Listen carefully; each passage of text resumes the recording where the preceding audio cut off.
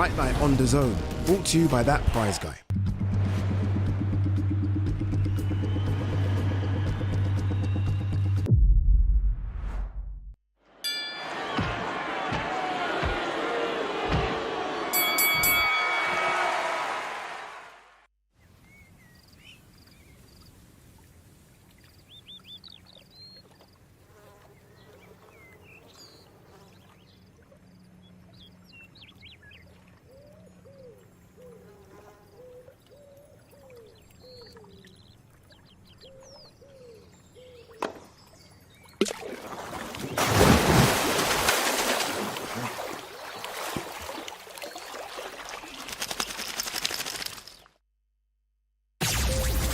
Darlings, Aunt Helga. Futuristic scooters, old school website. Relax, web upgrades, I own them. Better design, e-commerce and smart AI. Now you're fit for the future. I scoot off now. Your digital partner, Ionos. Fight Night on DAZN, brought to you by that prize guy. The following programme is recommended for those 16 and over, as it contains sporting violence, possible bad language, and flashing imagery.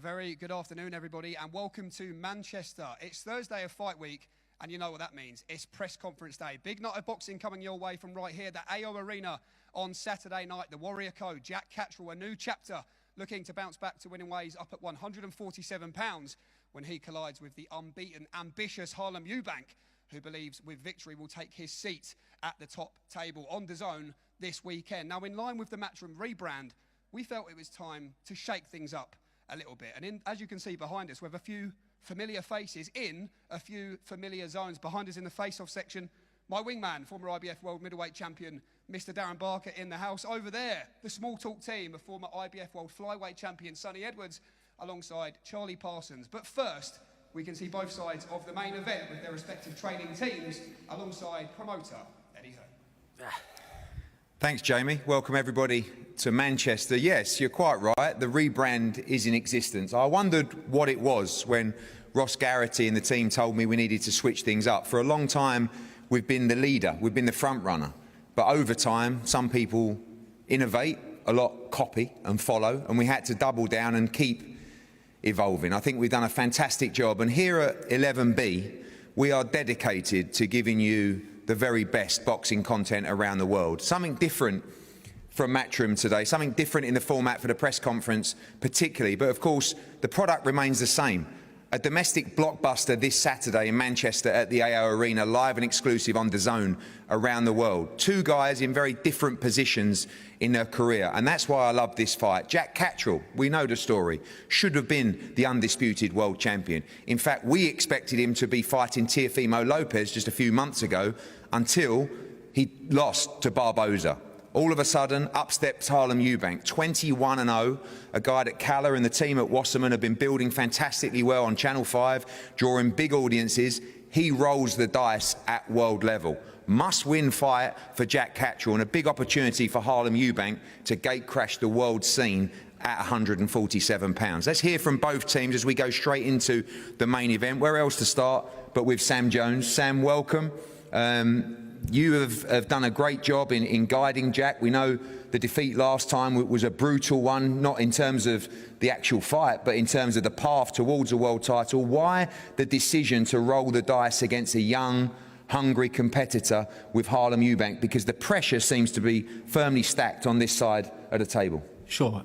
Harlem's 31, so he's not a spring chicken. He's been around a long time, and he's got his opportunity now at world level. obviously his name does help because it carries great weight. It's rich in boxing history. The Eubank name holds huge value. As you say, Kalla and Nissa have built him extremely well on Channel 5. He does big numbers, and we thought that rather than fight somebody nobody's heard of in a comeback fight or a 12-round international fight, we'll fight a Eubank and a good Eubank as well. So that's the reasons as to why. And but it has to be a good fight, Eddie. It has to be a good fight. They're both under pressure to deliver a good fight for the fans. I know there's no complacency from the team, but I know that when we made this fight, it was a fight that you guys fancied. You guys felt that you should be a level above. As we draw closer, notoriously, people start talking about the possible, what won't be deemed an upset from this side, but still confident that Jack is a level above Harlem Eubank. You paused. Jack's there was a long pause. There's no pause, Eddie. I'm trying to word it. Uncertainty. No, okay. You sat there with sunglasses on, Harlem. Calm down. Listen. Harlem's a fantastic fighter. Last time, mate. No, there's no monocles today. There's no. I had to sell it because I had to do a job. Anything. Oh, listen, Harlem, you can't come at me. Harlem, don't come at me. Your promoter never turned up, and your uncle never turned up, so I had to do the job. Answer your questions. That wasn't a job, mate. The question is, Jack Catterall is 32 yesterday. He's a better fighter than Harlem Eubank, and he's knocking him spark out on Saturday. We will soon find out. Thank you very much. Thank you, Sam. No problem. Kalla and welcome. It's been a while. I mean, we've done some monsters together. You know what, Ed? It started here 15 years ago. I don't know if I can mention the fight in this arena again, but it was David Hay and you had Audley Harrison. Very unlucky that night. Yeah. We were very unlucky that night. I'm looking forward to put one on you on Saturday. Yeah, you were lucky Audley never turned up that night because he was looking dangerous in the gym. But Audley didn't, yeah. No, great. Listen, great to be here. It's one of those fights, when you set out and look at a boxing career, it's got those moments where you have to roll the dice. And, we're blessed to have Channel 5 with Harlem making massive numbers, but those numbers, they only bring you to a certain place in this sport. And I'm blessed to have 27 years in this sport of making champions, and it just felt so right when this fight came. And Jack will see it exactly the same way around, no doubt. He's a world-class operator, absolute privilege to put this fight on. But it is the moment where Harlem now will step up. It's that moment that feels right. It's the moment that, in every big fighter's career, it comes where you have to test the mettle. So from our side, we know what Jack Catterall can do. He's been in with some of the greatest names in the sport. Fantastic fighter. Jamie Moore, top coach. He's even got a sort of mini Eddie Hearn in his corner. And that's fantastic. So he's got a great team, but on Saturday night, everyone goes out the ring. It's just the ref and the boxers, and that's fantastic. And we're going to see what Harlem Eubank can do, because there's not really much they could have studied on him. He's fought a couple of guys that they fought together, the same guys, but they don't know what Harlem Eubank can do. And only Harlem and Charlie know that, and we're going to find out Saturday night. So watch DAZN. It's going to be a cracker. Thanks, Kalla. Speak to the trainers. Charlie, what can he do, your man? It is a step up. I think, you know the game. You know the quality of Jack Catterall as well. Good timing, right time. Your man ready for the job on Saturday? It's a great time. I'd like to thank all the people in Manchester for looking after us so far. We're really looking forward to this fight. Harlem just needs that opportunity. This is that opportunity. Jamie Moore, he was saying, we don't know how good Harlem is, but we know how good Harlem is. Harlem knows how good he is. And come Saturday, the world will know how good Harlem is. What will be the difference between the two? I mean, there is a lot of unknowns in terms of Harlem at world level. We know he's a fantastic talent. What gives you the confidence to believe he can operate at that level and beat this man? I just believe Harlem's got a lot more skills than Jack Catterall. Simple. Jamie, obviously, crunch time, really. I mean, last time out, we had the opportunity at our feet, really, to go and fight for that world title. Now, all of a sudden, you're in a domestic clash. It handles a little bit more spice, a lot more attention as well, but a big risk for Jack Catterall this fight. Still confident that you sit levels above the man to my left? Absolutely. I've always been a big advocate of Jack's skill. He's always been world level for many years, and he just needed the opportunity to prove it. He did that. He didn't get the decision. So I totally understand where they're coming from in the context of the saying, nobody knows yet, but I've got confidence in my fighter. The fact of the matter is, Jack Catterall's a very difficult fighter to beat, and is Harlem Eubank good enough? Has he got the capabilities to do it? We'll see on Saturday night, but believe you me, Jack Catterall's got the bit between his teeth because he's got something to prove. And this, we needed this type of fight, this type of opponent. We know Harlem's going to come and give it his all, and we know he's a very good fighter, but it takes that type of opponent to bring the best out in Jack Catterall. We couldn't afford to just go in there having an 8 or 10 rounder at this stage of his career and him taking his eye off the ball. We know he's going to have to be at his very best on Saturday, and he's in great form. Thanks, Jamie. Let's go to the fighters. Harlem, confidence from the team on the right, as you'd expect. Sam Jones calling it a knockout victory for Jack Catterall. Just 2 days away. Ready for your big moment, the Manchester Arena, the global stage, and a fight at world level for the first time in your career? More than ready. You know, Sam said what he said, but he's got it wrong over and over again. And this will be another occasion to add to that list. You know, I've been training behind the scenes for 11 years, working on the art form, and I believe that I'm ready to go in there and show the world what I'm capable of up at world level. You think this is the occasion and the stage that you're made for? It is very different. I mean, you beat some good opposition, and you know, Cal has built you very well, but this is the difference now, fighting up at that level. This is a guy that should have been undisputed world champion. You've given him his props to say he's at that level, but what makes you so confident you beat him on Saturday? I believe that this is the level that I've built myself to. You know, this is the level that I was destined for, and I came in the sport. You know, I laced up the gloves because I wanted to become a world champion, and you know, I've spent my time in the sport, you know, grafting away to get to this point. And now is the chance for me to go in there and prove that, you know, world championship for me is not too far away. Confidence here and the prediction of a stoppage victory. Do you see yourself getting Jack Catterall out of there on Saturday night? Most definitely. You know, I'm looking forward to seeing what he comes with. You know, like they say, he's got the bit between his teeth. He's been away to America. You know, we're going to get the best version of Jack Catterall. And that's exactly what I've been training for. Well, Jack, not many big-name domestic fighters choose a up-and-coming guy with a big profile that's, you know, you want to look at those world-level fights. I've seen it time and time again. You did. You chose that with your team. And Sam is right. The bit between your teeth absolutely must win on Saturday night.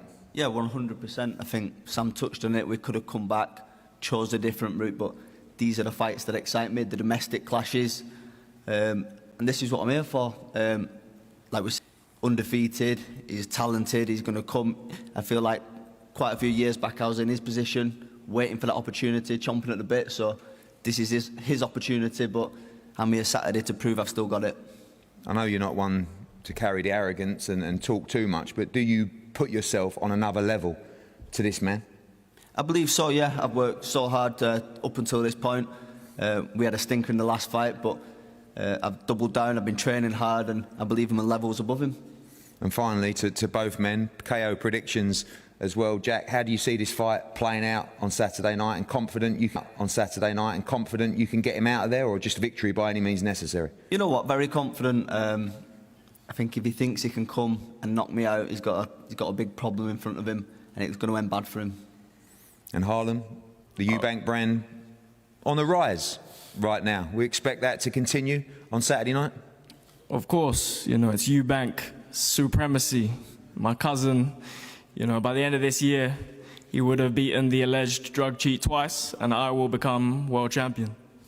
Well, we shall see. It's a cracking domestic matchup on Saturday night. Jack Catterall against Harlem Eubank, live and exclusive on DAZN around the world. A stellar undercard, and one fight that I'm particularly looking forward to is Aqib Fiaz against Alex Murphy, and Darren Barker's with both of those in the face-off zone.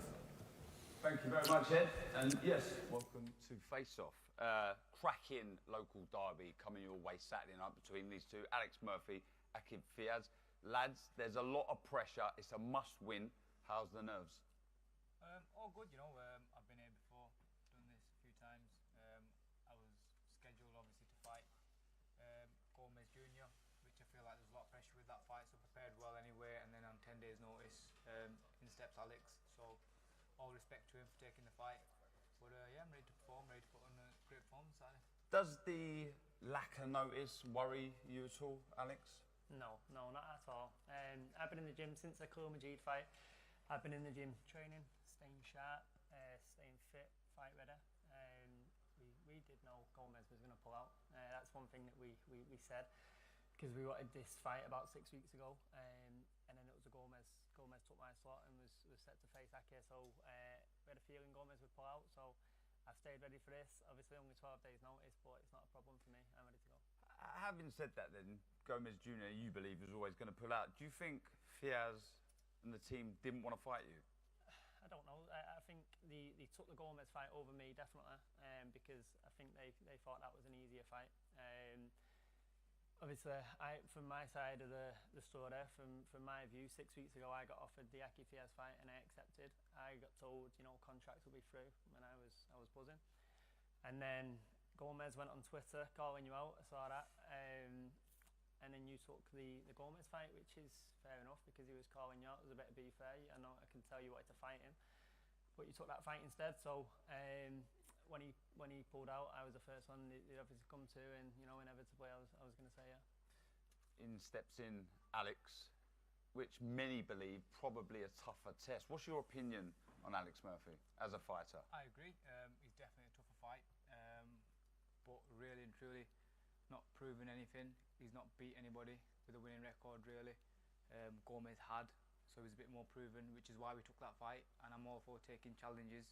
And when obviously Alex was presented to us 10 days out, it's also short notice for me to change, really. It's a completely different style and everything. But I said no problem, you know.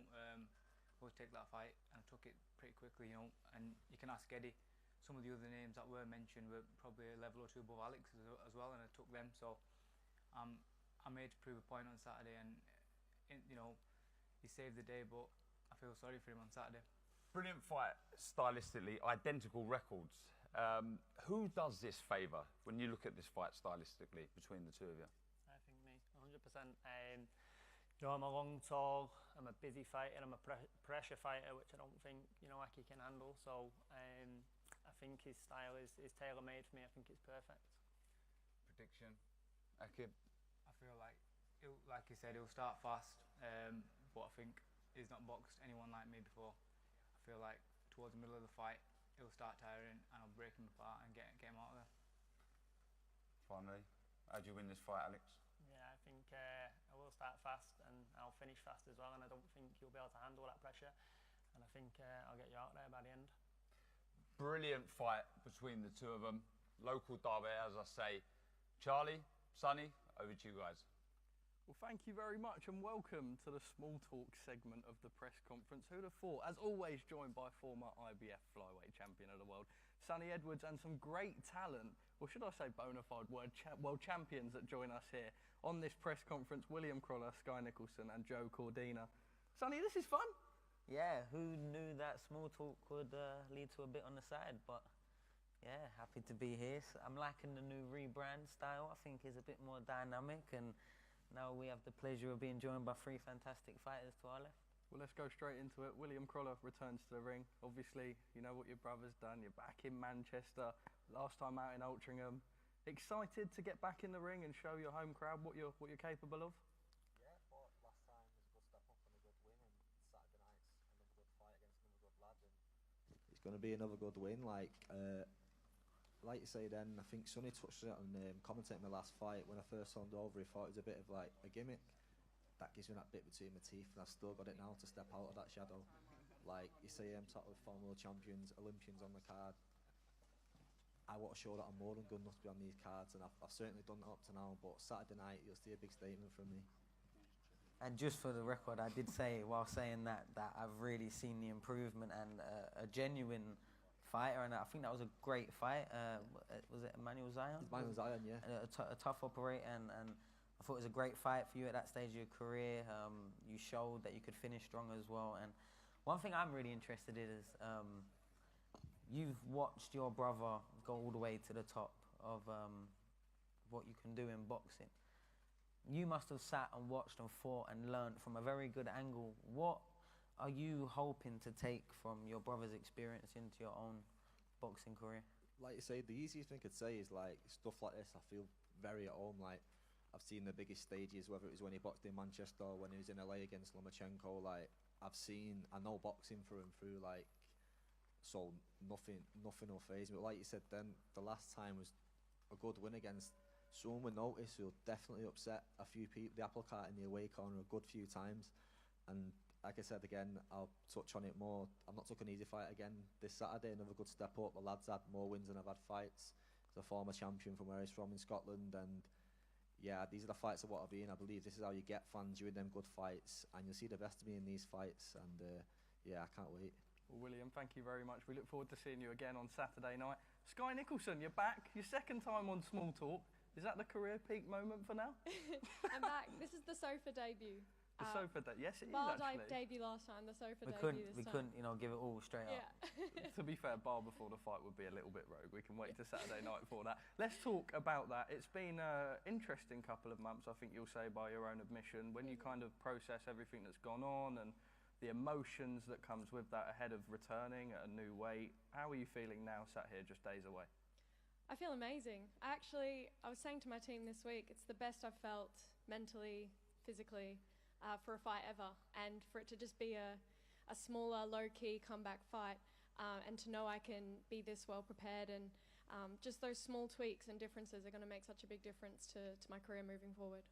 Now, that last fight you had was the first time I'd really seen any sort of back and forth build-up of a fight. Do you think that might have played into it a little bit? Because just before that, every moment I'd seen you in a boxing ring, I'd seen you controlled. It looked like you didn't know how to lose or wasn't anywhere near close. I was very surprised when that result came through.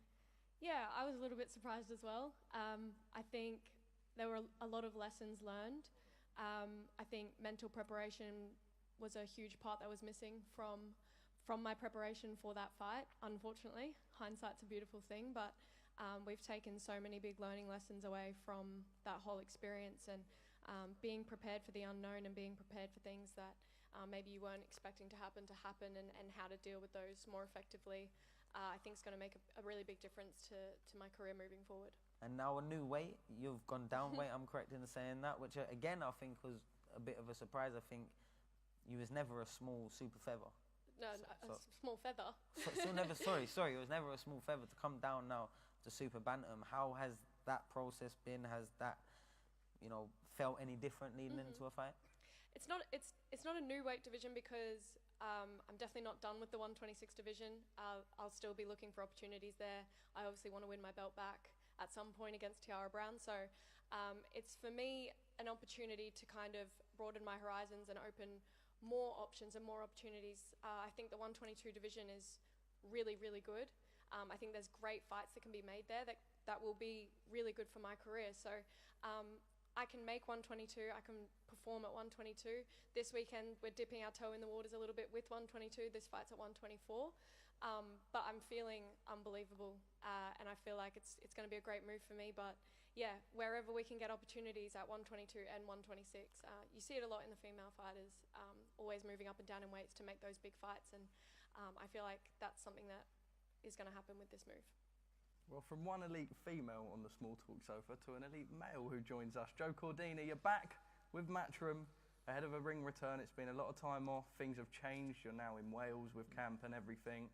This is new for you, right? It's a quest to become three-time champion now at 135 pounds. How are you feeling sat here just days away? I know you've been chomping, just ready to get this opportunity now. Yeah, I'm looking forward to it. Obviously, I've been ready to fight since October last year, so for me, I've just been waiting for a day to just jump in the ring. I had a couple of fights fall through. Yeah, and you say I'm back. I felt like I've never left, but clearly I was out of contract, so yeah, me and Eddie got together, we sorted something out, and yeah, I'm back, and we're a couple of days away from starting my quest to become a three-time two-weight world champion. Sonny, I was going to say, this panel here is interesting, right? Because when I was thinking about it initially, when we had Sky and Joe and everything, it's that whole former world champion feel. You've been there, you've lost that world title. When you sit in Joe's shoes now, seeing that career unfold, how do you kind of see it going? And what do you do now going up to 135 with the landscape as it is?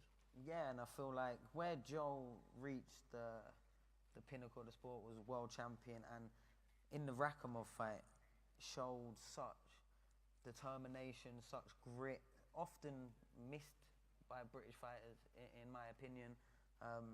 I do think the Kakachi maybe, I'm not speaking for you, Joe, it maybe look like you might have stayed around at the weight a little bit too long. Obviously, you've gone up weight, you've also made some changes with camp and that, but I think that shows the signs of a fighter who still genuinely wants to go all the way and do it again. Look, he's won 2 world titles, and you wouldn't think that you'd be a million miles away, really, and obviously this fight for this weekend's a WBO Global, right? And he's fighting a good fighter. He's not fighting someone that's just going to come and roll over a big punch in Mexican. Yeah, Mexican. Who's 17 and 113 knockouts. It's a dangerous fight, so he shows the mindset, in my opinion. Yeah, he's like, yeah, I lost the world title, and like you said, Sonny, it was maybe 2 fights too long at the weight, but I was just going into the wheels fell off, and unfortunately for me, they fell off. But we get back on the horse, and we keep riding. But yeah, it's we're a couple of days away from fighting now, and I got sent a few opponents for obviously this sort of comeback fight. There was a couple there was unbeaten fighters on there, but a couple had like 3 knockouts, 6 knockouts. I'm not going to respect their power. This is the same exact record as me, 17 and 1, but with 13 knockouts. I've got to respect his power, so it's going to keep me switched on. There's not a lot to look at him, but it's going to keep me switched on. It's going to keep me focused at all times in that ring. So I chose him specifically for that reason. I don't want to come back and think, oh yeah, I know he can't hurt me, or he's not that good. He's had a few losses against lower opponents. I can't afford to do that, because me wanting to win another world title and secure my family, if I don't beat this fella on Saturday, that's out the window. I might as well hang up the gloves. So I have to. There's a lot riding on this fight, and for me, I've chose that Jarek Gonzalez for a reason, and that's for me to keep switched on at all times throughout the fight. Well, Joe, thank you for joining us. We look forward to seeing you in the ring Saturday. Road to Redemption starts for yourself and Sky. Will, obviously, all the best. We're going to throw to Jamie, who's in the face-off zone.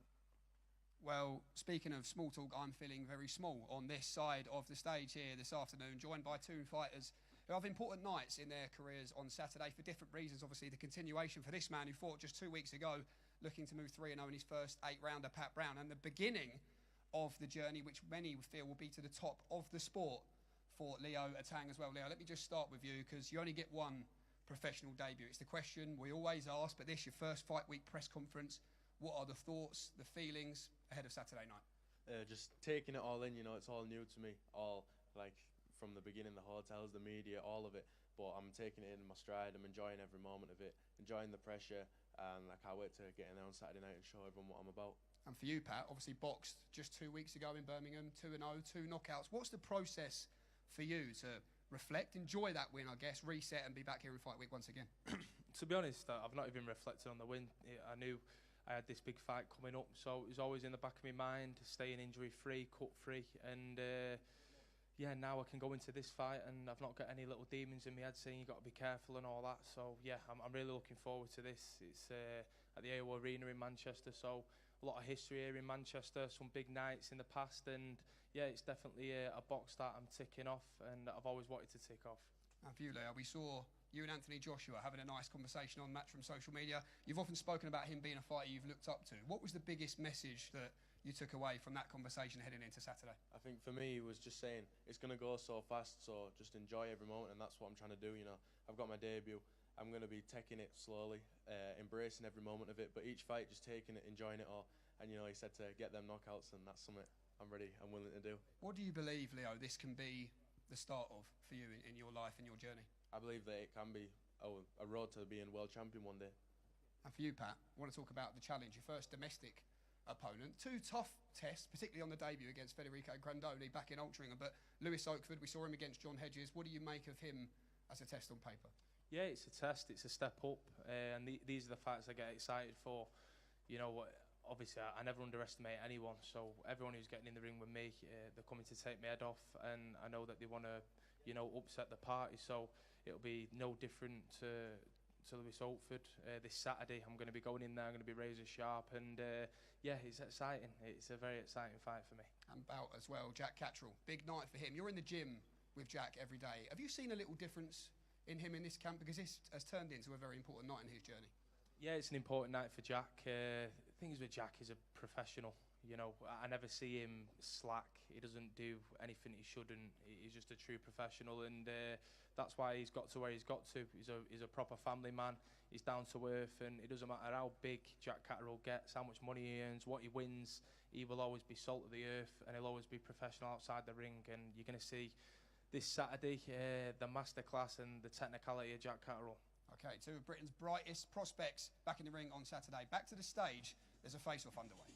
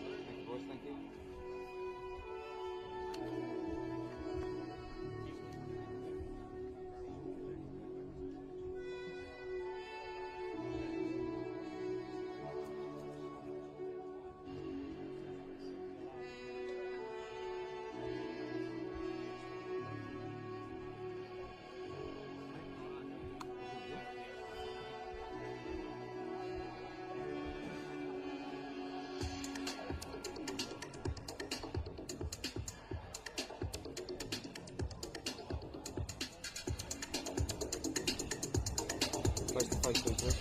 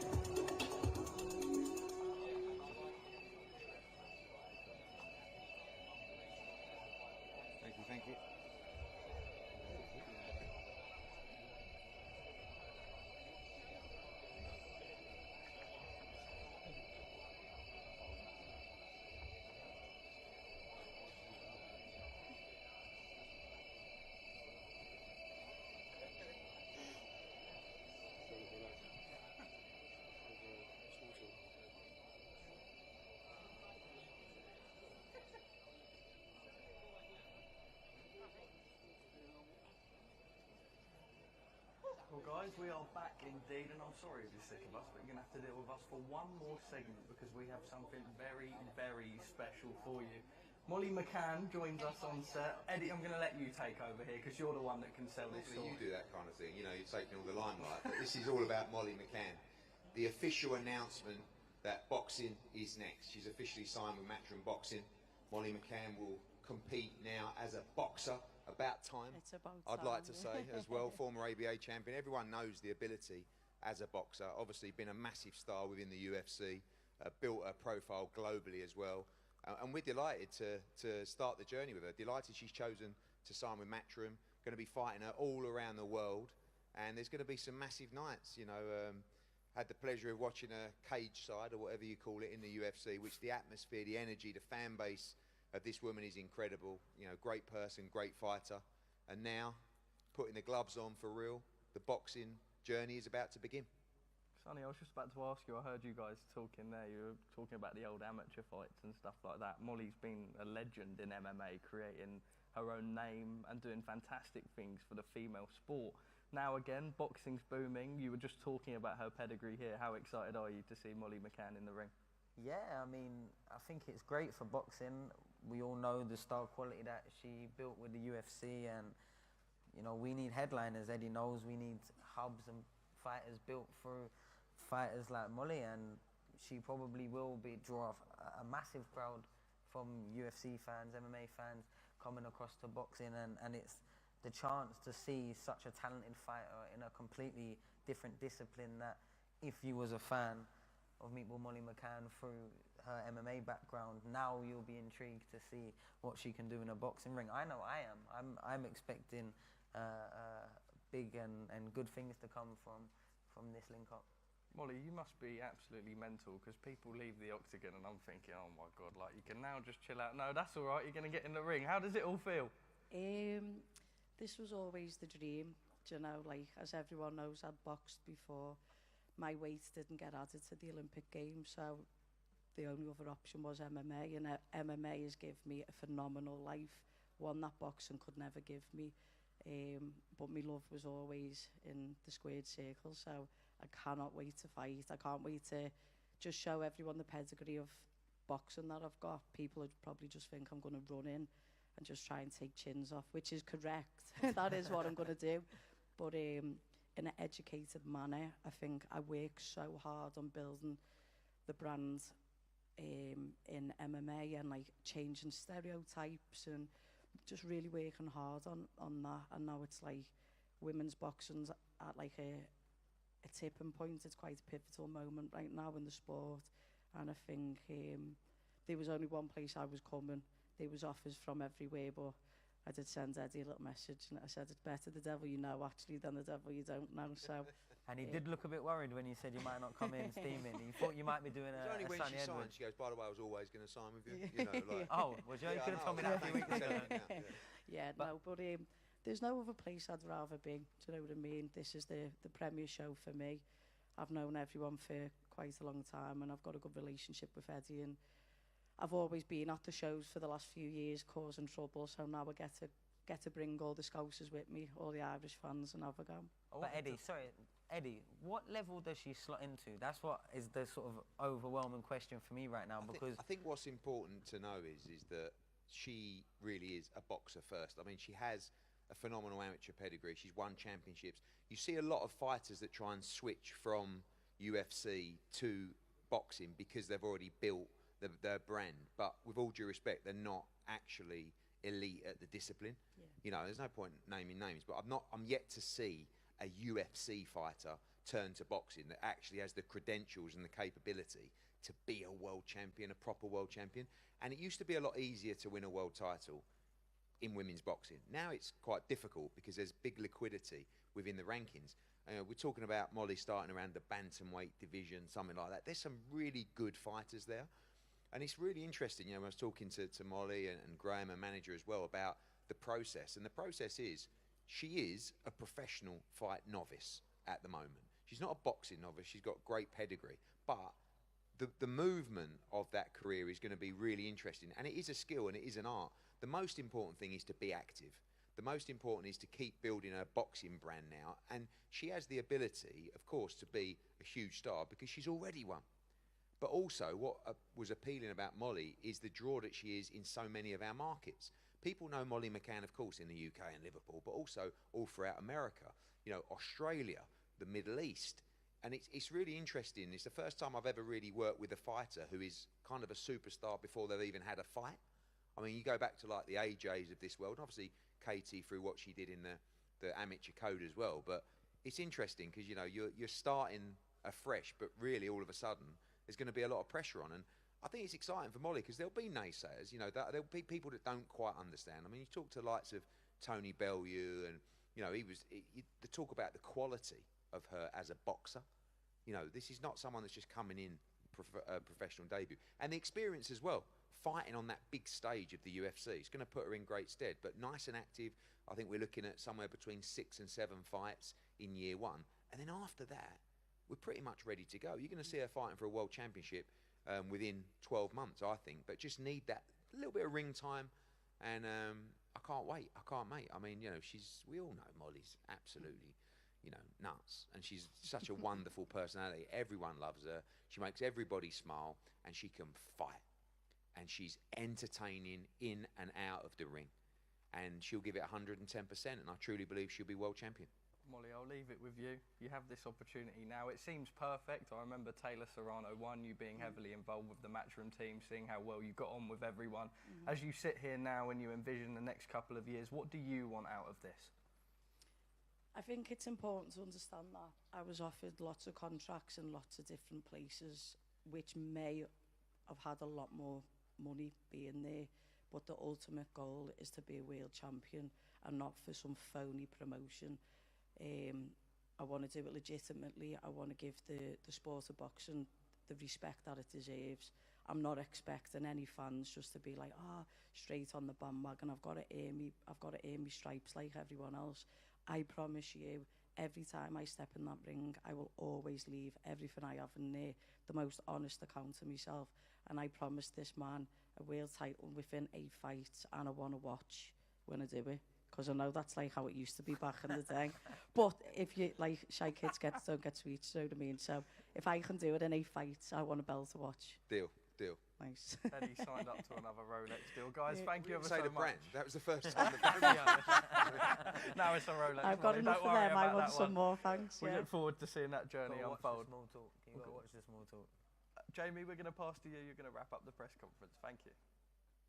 Okay, well, that was a lot of fun. How about that? Welcome to Matchroom and welcome to professional boxing. Meatball Molly McCann. Can't wait for that journey to begin. We hope you enjoyed the new concept here this afternoon. If you're in the area, join us at Freight Island tomorrow, 6 p.m. for the official weigh-in. Who knows what surprises we may have in store for you all. Thanks for watching.